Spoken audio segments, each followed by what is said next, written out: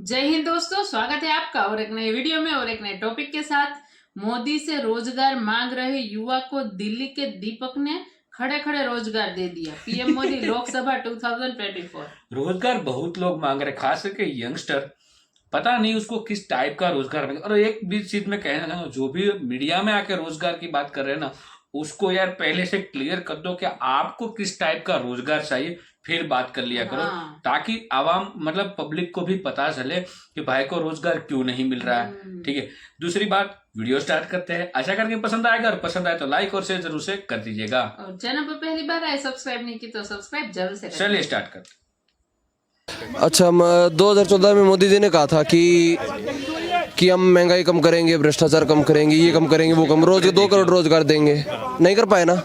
15 लाख मिले, आपको मिले, मेरे को मिले। 15 लाख हर खाते में आने का वादा किया, 2 करोड़ रुपए मिल गए। महंगाई, चलो यूं कहते हैं महंगाई बढ़ती है, पर भाई उन्होंने तो कम करने का कहा था ना।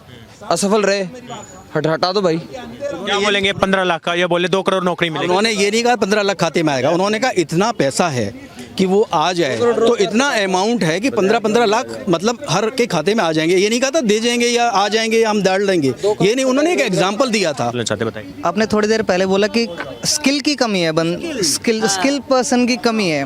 ठीक है, या तो गवर्नमेंट कुछ ऐसा करे कि मैं ये आपकी बात से बिल्कुल सहमत हूँ कि स्किल बंदों की कमी है। ये भी तो गवर्नमेंट की जिम्मेदारी है कि सिर्फ डिग्री बच्चा करके पास आउट हो जाता है ना, उसकी प्लेसमेंट लग। स्किल इंडिया कुछ खोल देने से सिर्फ थोड़ी होता है। हम भी अपने एक दुकान के बाहर बोर्ड लगा देंगे, यूनिवर्सिटी है ये। यूपीएससी का एग्जाम हुआ, 800 कुछ लोग मुस्लिम भी, 1800 लोग हिंदू। मैं फैक्ट्स में बात कर रहा हूँ, कोई इसमें वो वाली बात नहीं है। 2600-2700 लोग हर साल यूपीएससी का एग्जाम देके क्लियर होते हैं। पहली चीज़। दूसरी चीज़, आप इनसे पूछो कि आप चाहो तो अपना बिजनेस खोल सकते हो बिना ब्याज के। उसको कहते हैं MSME एक्ट 2007। क्या? MSME act 2007। आप चेक करो, micro small and medium enterprise. अब उसके बारे में बताइए, उनका क्या स्कीम है बताइए। मैं बताऊंगा आपको कि कितने लाख लोगों को उन्होंने रोजगार दिया है, कितने लाख लोगों ने पंचर की दुकान छोड़कर टायर की फैक्ट्री भी लगा ली है। आप बताइए उसके बारे में। मैं पढ़े लिखे लोग ही हैं, उसमें अनपढ़ नहीं कर सकता। कारण सुनो क्यों? उसके लिए आपका सिविल अच्छा होना चाहिए, और सिविल अच्छा इसका मतलब आप लोन चुकाओगे बिना ब्याज के। बात तो बोलने दो यार। मैं बिना ब्याज के। भाई अनपढ़ लोग ना मोबाइल फाइनेंस करवाने के बाद कई बार जो किस्त नहीं भरते उसका भी ब्लॉक आ गया। अब पता क्या? अच्छा, आप मुझे बताओ, MSME एक्ट का मतलब आप बताइए। MSME एक्ट का मतलब क्या है? माइक्रो स्मॉल और मीडियम निगम लिमिटेड, उसका मतलब है। मुझे बताना है, आप ही भी था, कांग्रेस के राज में भी था। मगर कांग्रेस के राज में बिना रिश्वत के किसी को भी वो लोन नहीं मिलता था।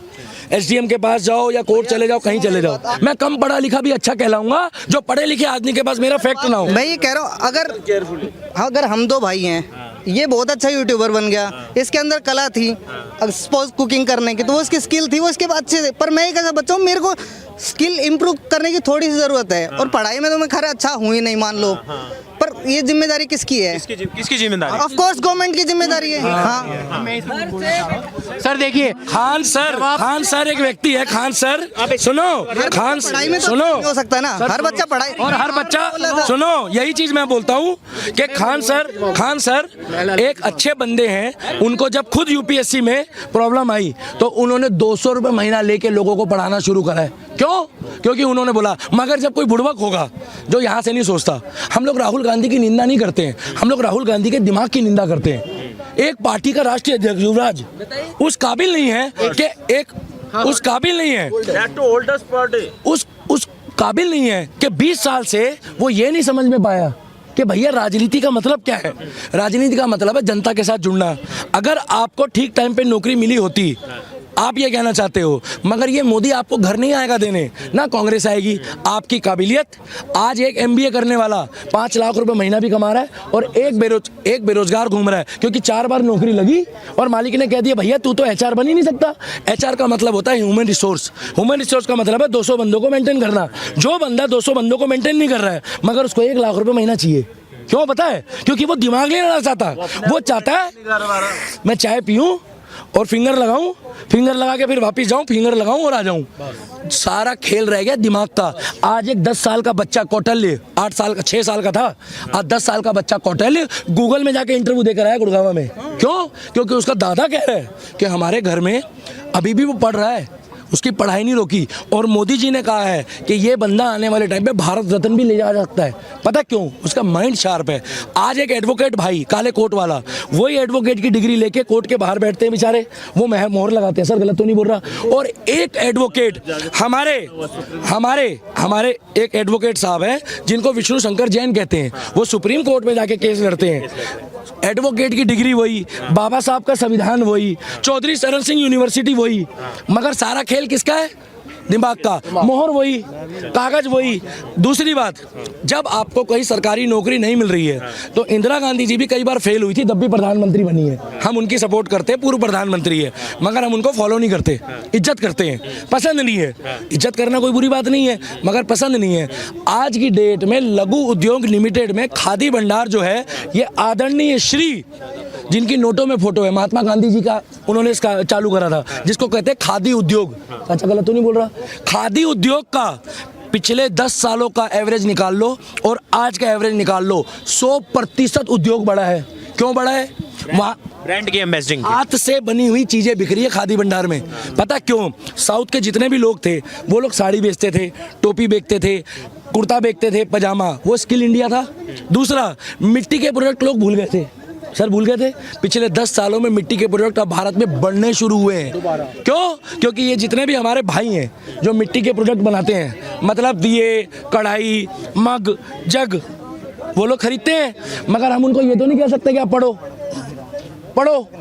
आप कहीं भी जाओ, मैं आपको गारंटी दे रहा हूँ, अगर कोई सरकार बिना ब्याज के पैसा दे दे तो मैं मान जाऊंगा। और मैं ये नहीं कहूँगा मोदी जी ने ये स्कीम चालू करी है, ये स्कीम 1970 और 80 में भी चालू थी, मगर बंद कर दी थी। 2007 में चालू हुई, उसको पूर्ण रूप से स्थापित करा, उसको कहते हैं MSME एक्ट। आपको मैं किताब ला के दूंगा, आप वो किताब पढ़ना। उसमें क्या लिखा है मालूम है?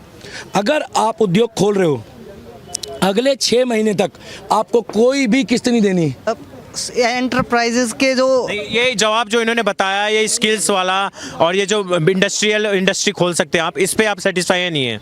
सारी अपॉर्चुनिटीज हमेशा आदमी के पास रहती हैं। मैं आपको एक बात बता दूं, मैं मेरा क्वेश्चन मेरा आत्मविश्वास नहीं बोलोगे? अभी तो ये कह रहे थे नहीं बोलेंगे। अरे भाई साहब, मैंने ये बोला आत्मविश्वास बढ़ाओ, आपने भी। सर आप एक बात बताओ, सर आप मुझे डाटा दिखाओ कि है ना, कोरोना के बाद से ये वाला लगा लो या 14 के बाद से कितने लोग, मतलब अमीर होता है, गरीब और या मिडिल क्लास और गरीब होता गया है। ये 10 साल में गरीबी बढ़ी है मोदी सरकार में। आप हाँ जी आई है, नीति आयोग की रिपोर्ट आई है, 24,82,000 गरीबी से ऊपर आए हैं, गरीबी रेखा से ऊपर 24। भाई साहब नीति आयोग की रिपोर्ट पढ़ी है?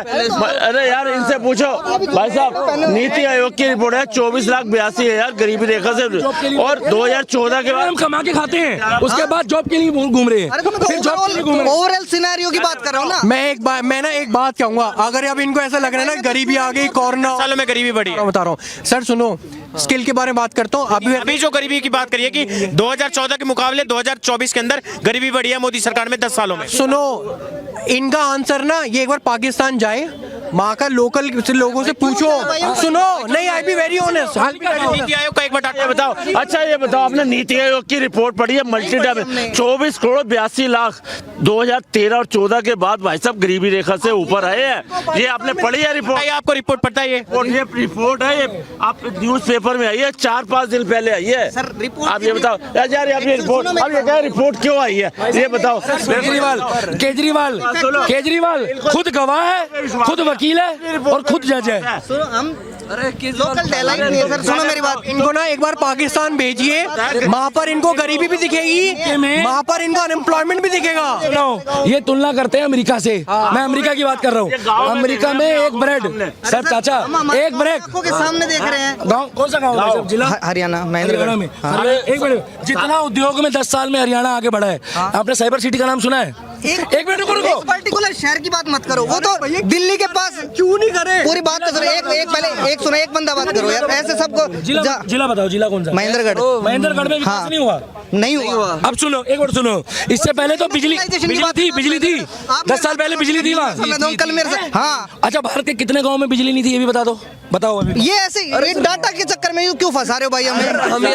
हमें अपने गाँव में चाहिए। आपका केस नहीं ले सकते ना सर, सबकी बात बोली जाएगी। 140 करोड़ लोगों का देश है और इतना विशाल। खाली महेंद्रगढ़ में विकास होता तो बढ़िया था, मगर ये चाहते हैं कि इनको क्लर्क की नौकरी मोदी जी घर आके दे 140 करोड़ की आबादी में। अरे भाई मैं तो कमा रहा हूँ, मैं ओवरऑल सिनेरियो की बात बोल रहा हूँ, मेरे को मत को इनको दे। इनको का क्या मतलब? कितना कमा रहे हैं आप? मैं ठीक कमा रहा हूँ कि मैं घर वालों से मांगना ना पड़े। मेरी बात सुनो, मैं स्टूडेंट होने के बाद फ्रीलांसिंग जॉब करके कमा रहा हूँ और ये भी मेरा, हम दोनों साथ कमा। राज्य में फ्रीलांसिंग जॉब कर रहे हैं, इसका मतलब रोजगार है ना? रोजगार है ना? वो तो मैंने स्किल ये बात कर रहे हैं, अगर डिजिटल इंडिया ना हुआ होता तो फ्रीलांस, अगर डिजिटल इंडिया ना हुआ होता तो फ्रीलांस काम नहीं कर पाते।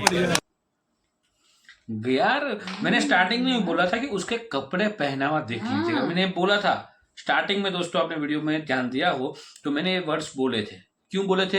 ये दोनों जो भाई बात कर रहे थे कि रोजगार की बात कर रहे थे, और ये सस्ते वाला जो उसकी एकदम सेट उसकी सेव थी, वो लोग की बातें तो सुनो, लो समझ में आता है कि कोई पढ़ा लिखा इंसान नहीं है तो उसको मतलब उसके पास स्किल नहीं है, नौकरी ढूंढ रहा है, तो हो सकता है कि वो समझ में आ सकता है, वो ऐसा बोले, वो हम मान भी ले कि भाई हो सकता है ऐसा, और उसको हेल्प कर दी जाए कि भाई उसको एक रोजगार मिल जाए। बहुत सारे लोग करते भी है हेल्प कि भाई रोजगार उसको मिल जाए, और मिलता भी। लेकिन ये लोग रोजगार किसको मांगते हैं? जो क्या नाम उसका भाई ने बताया कि भाई उसको घर पे सोते हो और मोदी साहब आए और लेटर दे दे ले भाई यहाँ पे दीपक भाई ने, हाँ वो सही बात है उनकी। जो मेरे आंसर थे ना वो ज्यादातर उन्होंने दे दिए, और सही बात है भाई। हमारे देश में कांग्रेस के टाइम से ये रोजगार वाली जो स्कीम है ना वो चलती आ रही, मतलब बीच में बंद कर दी थी। बंद नहीं कर दी। उस समय ये घोटाला बहुत हो रहा था, मतलब आपकी कोई बड़ी ये कोई एमएलए वगैरह हो, उसके साथ पहचान हो, तब जाके वो लोन आपको मतलब वो मिलती थी, सिफारिश वाली, हाँ तब मिलती थी, उसके पहले नहीं मिलती थी। अब क्या है कि अब सबके लिए। और ये बोल रहे थे कि 15 लाख की बात कर रहे थे, ठीक है।